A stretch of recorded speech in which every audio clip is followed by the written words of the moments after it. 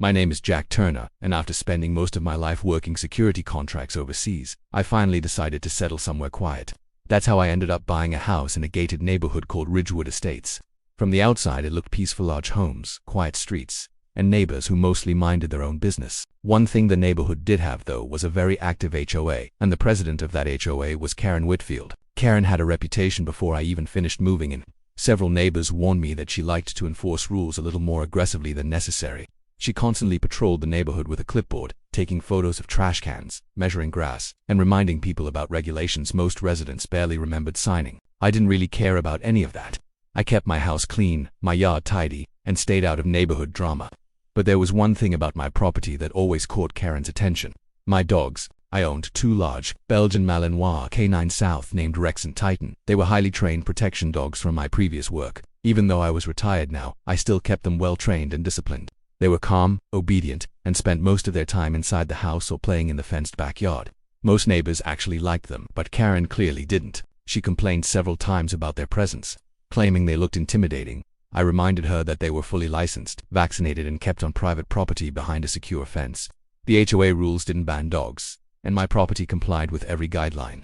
Still, Karen kept looking for problems. One evening, she knocked on my door and told me the HOA needed access to inspect my property for pet safety compliance. I asked her to show me the rule that allowed the HOA to enter my home. She couldn't, so I politely told her inspections of my house weren't happening. She left that day looking very annoyed. After that, things stayed quiet for a while. Then one night something strange happened. I woke up suddenly at around 4 in the morning. At first I wasn't sure what had disturbed me. The house was dark and silent. Then I heard it's someone pounding on my front door, not knocking, pounding at the same time. Rex and Titan jumped off the floor and ran toward the front hallway. Their posture changed instantly. They weren't barking wildly, but they were alert and focused on the door. I checked the security monitor next to my bed. Standing outside on the porch was Karen. She was banging on the door like there was an emergency. I walked to the hallway and called out through the door, "What's going on?" Karen's voice came through loudly. "Open the door immediately," she said. I looked at the clock again. It was 4 in the morning. "Why?" I asked. "The HOA needs to conduct an emergency inspection," she replied. I almost laughed. At 4 in the morning, I asked her what kind of emergency inspection required waking someone up before sunrise. Karen insisted that the HOA had received complaints about dangerous animals on the property. I looked down at Rex and Titan, who were sitting quietly beside me waiting for commands. "They're inside the house," I said through the door, "and they're perfectly controlled."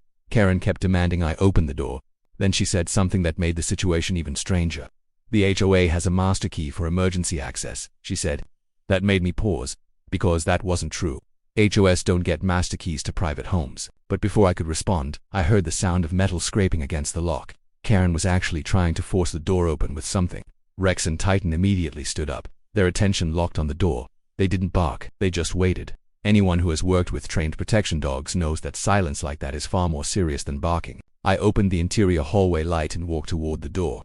"Karen," I said loudly, "step away from the door." Instead of stopping, she kicked the door once in frustration. That was when Rex let out a deep warning growl. Not aggressive, just a clear message. Karen froze. I opened the door slightly but kept the security chain locked.